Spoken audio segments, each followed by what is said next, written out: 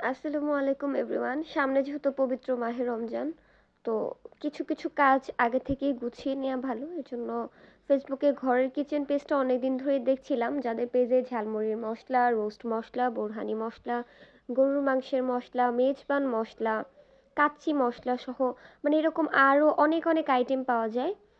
তো তাদের একটা কিছু নাড়ুর ছবি দেখেছিলাম, আমি আপনাদের সাথে ভিডিও শেয়ার করেছিলাম যে তাদের নাড়ুর ছবিটা দেখেছি, আমি অর্ডার করে ফেলেছি। চাইলে যারা নাড়ু পছন্দ করেন, নাড়ুর লাভার, নারিকেল নাড়ু বা তিলের নাড়ু, তারা কিন্তু ঘরের কিচেন পেস্ট্রি থেকে অর্ডার করে ফেলতে পারেন। তো আমি অর্ডার করে ফেলেছিলাম, আমার পার্সেলটা পেতে একটু লেট হয়ে গিয়েছে, তার উপরে শবে বরাতের বন্ধ থাকার কারণে আমি পার্সেলটা একটু দেরিতে পেয়েছি। যদিও তারা অন টাইম ডেলিভারি দিয়ে দিয়েছিল, আমার হাতে আসতে একটু সময় লেগেছে।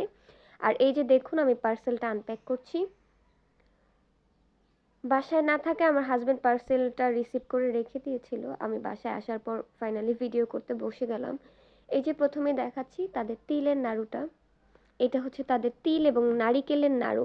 মানে নাড়ুটার টেস্টের কথা আপনাদেরকে কি বলবো, আলহামদুলিল্লাহ, মুখে দিলেই এমন সুন্দরভাবে মিলিয়ে যায়, খুবই ভালো লেগেছে।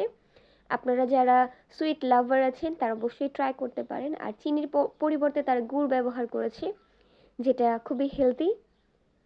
এই যে হচ্ছে বোরহানি মশলা, বোরহানি লাভার কারা আছেন, পোলাও, বিরিয়ানি বা এই টাইপের খাবার হলে সাথে কিন্তু বোরহানি না হলে ঢাকাইয়াদের চলেই না। আর ঢাকাইয়াদের পাশাপাশি অনেকেই বোরহানি পছন্দ করে। আমার হাজবেন্ড তো এই টাইপের খাবার খুবই পছন্দ করে। বোরহানি মশলা দিয়ে বোরহানি বানিয়েও আপনাদের সাথে শেয়ার করব কিভাবে করেছি। এটা হচ্ছে ঝালমুড়ি মশলা, আর এর আগেরটা ছিল রোস্ট মশলা। মুরগির মাংসের রোস্ট ঝামেলা ছাড়া, বিয়ে বাড়ির মতো মুরগির মাংসের রোস্ট যদি করতে চান, শুধুমাত্র এই রোস্ট মশলাটাই কিন্তু অসাধারণভাবে করতে পারবেন।